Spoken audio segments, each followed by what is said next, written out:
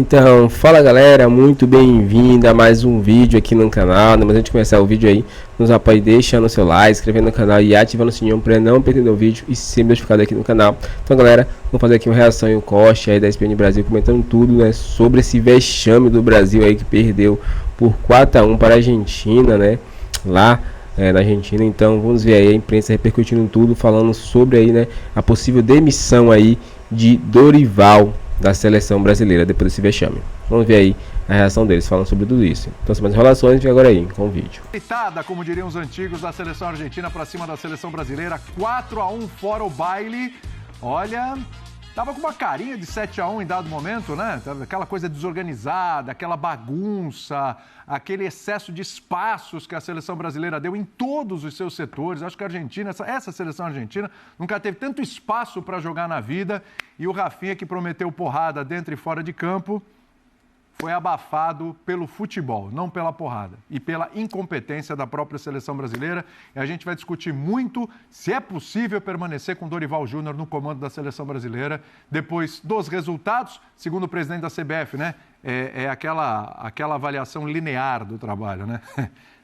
Não tá boa a avaliação linear, e hoje o linear, foi lá para baixo. A gente vai discutir se é viável Dorival Júnior, se ainda é possível permanecer com Dorival Júnior no comando da seleção brasileira e se a culpa é sempre do treinador, ou se o problema também está com os jogadores, porque já passou o Fernando Diniz, saiu o Tite, aí veio o Fernando Diniz, veio o Ramon, veio agora o Dorival Júnior, e as coisas continuam realmente péssimas para o lado da seleção brasileira. Mais uma atuação horrorosa da seleção. Talvez a pior no comando de todos esses aí, de Diniz, de Dorival, talvez até do Ramon, talvez a pior atuação da seleção brasileira. E é a cereja no bolo, né? Quando pegou um adversário à altura, mostrou o que é. Paulo Calçade, boa noite, Calçade. Olá. Bom, assim, surpresa. Você fala, pô, que pancada. Mas, assim, uma pancada. Não é um escândalo. Porque a gente conversou ontem aqui. Tinha uma questão do jogo. O Brasil não está jogando bem no sistema A, no B, no C e no D, tá bom? Sim. Aí você vai contra a Argentina para jogar bem aberto. Sim, sem recomposição. E oferecendo a eles uma superioridade no meio de campo. A gente mostrou as escalações. E estava nítido. A Argentina, teoricamente, tinha 4, porque o Almada faz o lado esquerdo de volta. E na nossa escalação, olhando para o jogo passado, tinha o Giuliano Simeone, sim, que foi para o banco de reservas.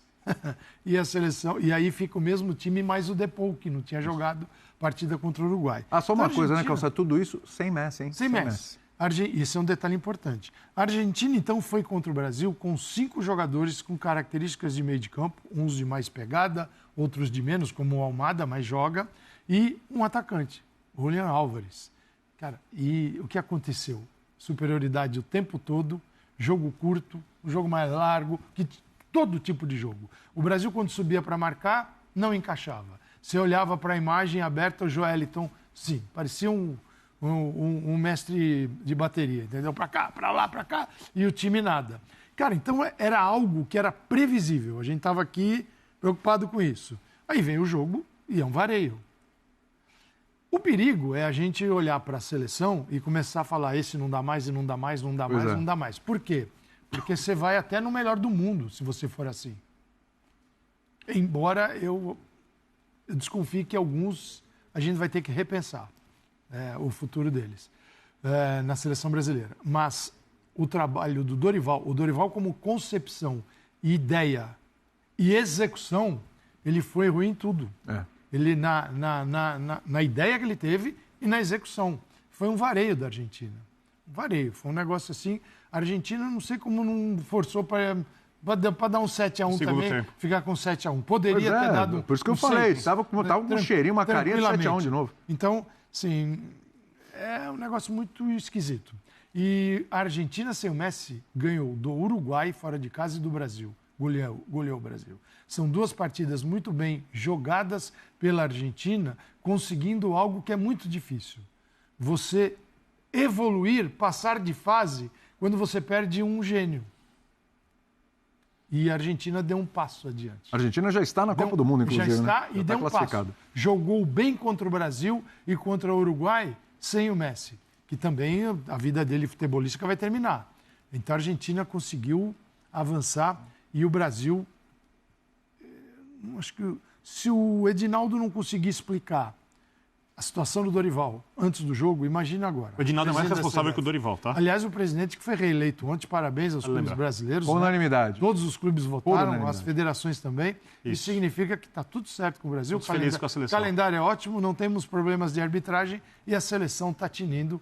Pelo menos é isso que eu deduzo da eleição na CBF. Pois é. Você citou o Messi, né? A Argentina jogando bem, passando bem pelos adversários. Sem o Messi, enquanto isso, a gente falava na redação, a seleção brasileira vive a virtualidade de Neymar, né? Exatamente. Como o treinador disse isso. O treinador disse isso. Que preparou preparado em volta do Neymar. Um cara que realmente não joga em alto nível, por questão de lesão e tal, há quase 2 anos. A gente pode falar isso, né? Pode aumentar esses anos aí. Mas... Não, é verdade. Pode até aumentar um pouquinho, é verdade. Se a gente fizer um cálculo preciso aqui, a gente vai aumentar um pouquinho mais. Mas jogou no Santos e tá... Calma, gente, Campeonato Paulista, né? Calma. A gente está falando de um Neymar que estava sendo preparado para pegar a Colômbia e a Argentina. Os maiores desafios dessa seleção brasileira aí do Dorival Júnior nesse momento. E a gente viu o que aconteceu. Vitor Birner. Boa noite, Vitor Birner.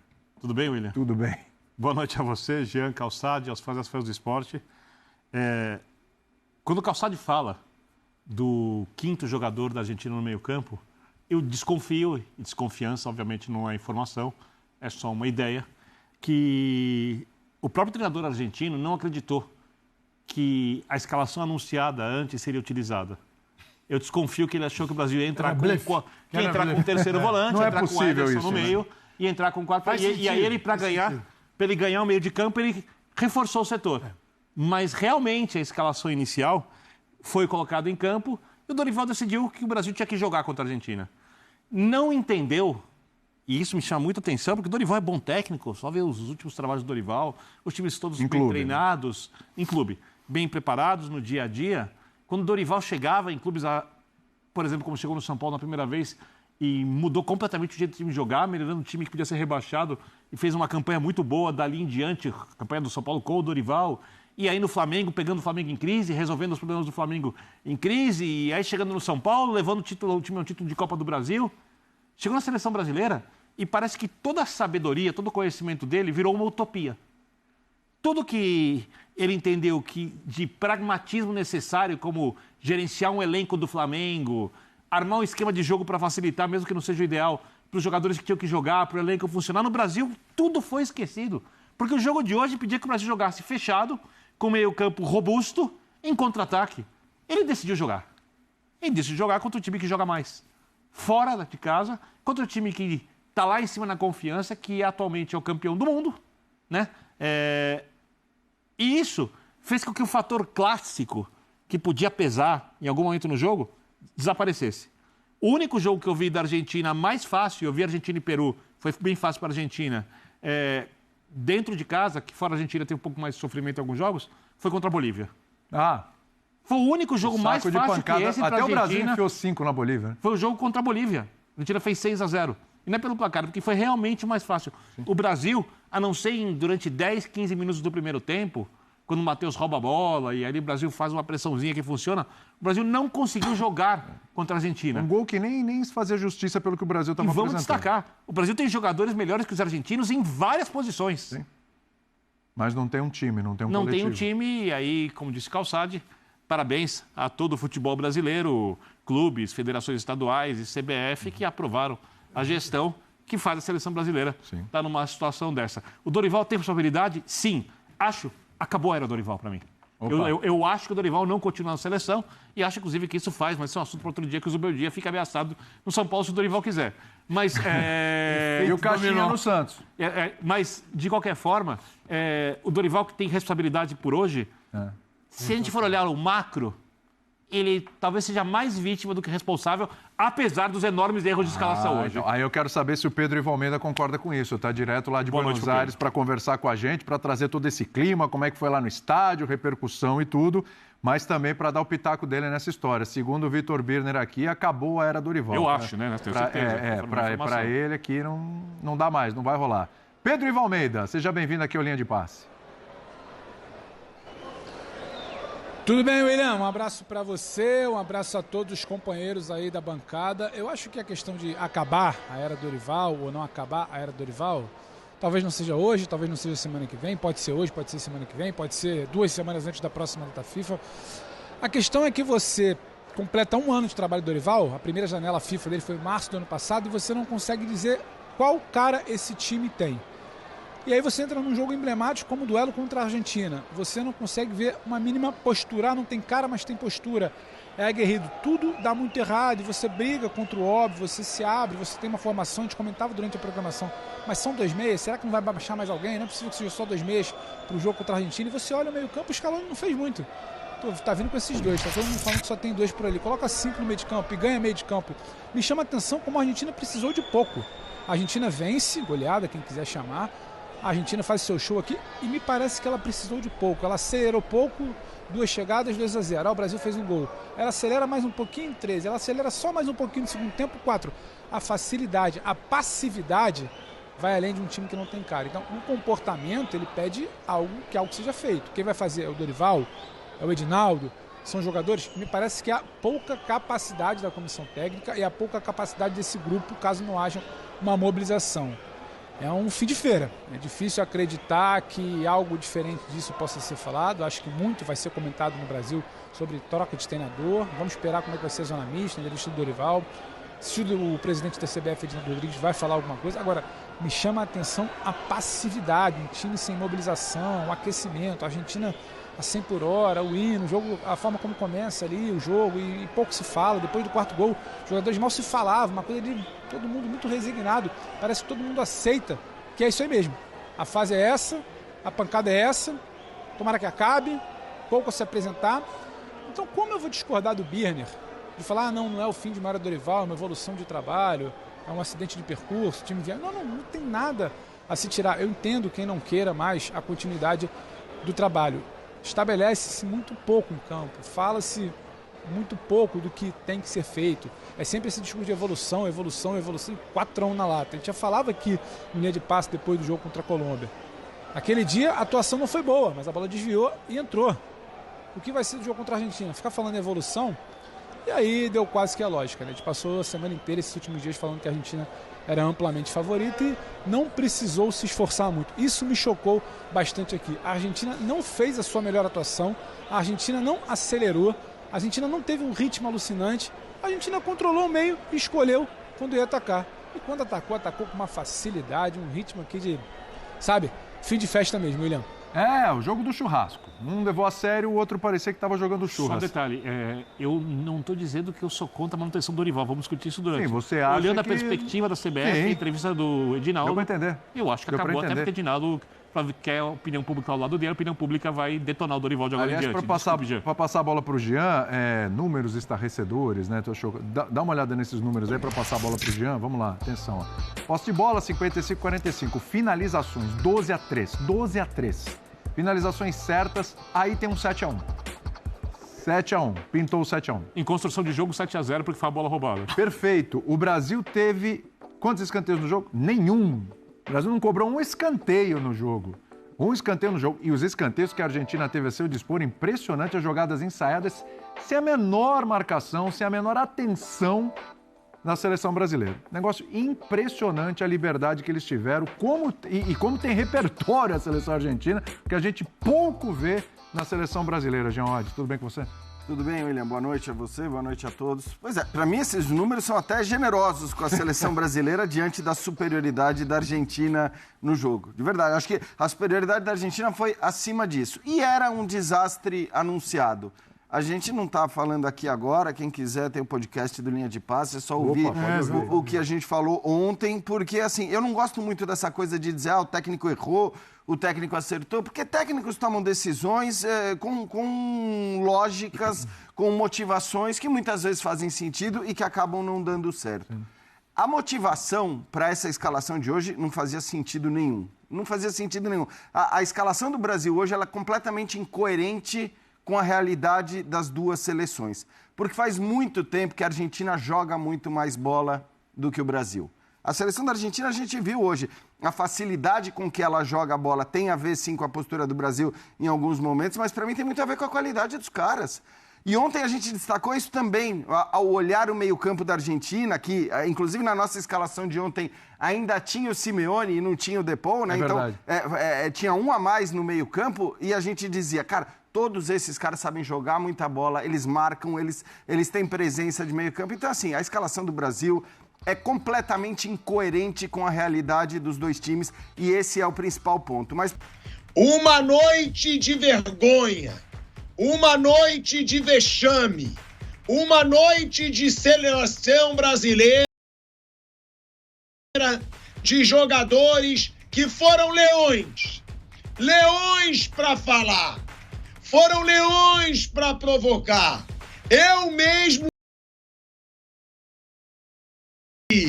gosto de jogador que tem personalidade, gosto de jogador que provoca, gosto de jogador que chama a responsa. Agora, tem que ser leão para falar e tem que ser leão para fazer. Aí foram leões para falar. Todo mundo, foi uma série de entrevistas pro Romário. Parecia a recreação. Todo mundo falando pro Romário. E aí o Rafinha disse, vamos dar porrada neles dentro e, se possível, fora de campo. E aí, os leões, na hora de falar, viraram gatinho dentro de campo, mas aquele gatinho que mia fino. Sabe aquela miadinha fina? Miau! Miau! Sabe? Aquela miadinha fina. Aquela miadinha ridícula. Foi o que essa seleção brasileira fez dentro de campo. Foi uma humilhação. Olha aí.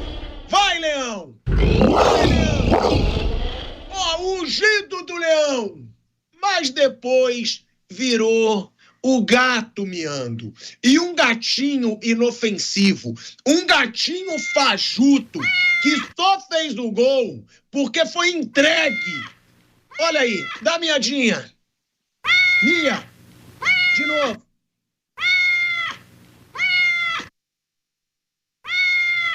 Foi isso. A seleção brasileira foi isso dentro do Monumental de Nunes. E aí, quem falou muito se lascou. O próprio Otamendi falou ali no ouvidinho. Falaram muito. E é uma seleção brasileira que, infelizmente, não está em fase para falar. Não está em fase para tirar onda com ninguém. Porque a seleção brasileira, hoje, ela não tira onda com ninguém. Diante das últimas Copas do Mundo, ela não tira onda com ninguém. Diante da última Copa América, ela não tira onda com ninguém. Diante da bosta de futebol que a seleção brasileira vem jogando nos últimos anos, infelizmente, porque eu gosto de provocar, eu gosto da zoeira, não pode provocar ninguém. A primeira coisa que tem que fazer essa seleção brasileira é tomar vergonha na cara. É devolver para o torcedor a animação de ver jogo da seleção brasileira. Porque eu estava aqui com meu tio Tuca, com a tia Isa na minha casa, que estão visitando meus pais, com a família toda, meu pai, minha mãe, minha esposa. A vontade era de dormir, vendo esse show de bola que o Brasil levou da Argentina. Gente, foi ridículo.